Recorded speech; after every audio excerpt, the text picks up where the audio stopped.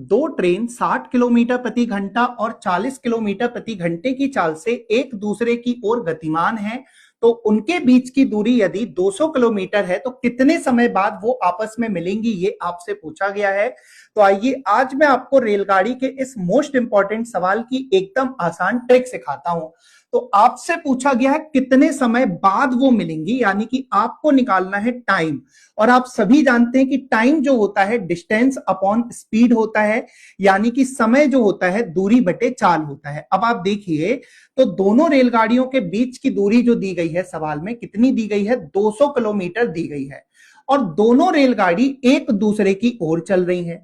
और जब भी दो ऑब्जेक्ट एक दूसरे की ओर यानी ऑपोजिट डायरेक्शन में विपरीत दिशा में चलते हैं ना, तो उनकी चाल यानी कि स्पीड जो होती है वो जुड़ जाती है भाई साहब।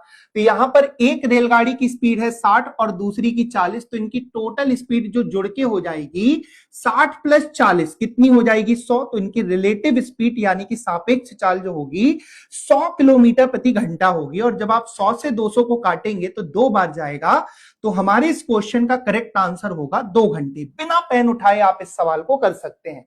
अगला प्रश्न देखिए आप, तो दो ट्रेन 50 किलोमीटर प्रति घंटा और 30 किलोमीटर प्रति घंटे की चाल से एक दूसरे की ओर गतिमान है, उनके बीच की दूरी 400 किलोमीटर है, तो कितने समय बाद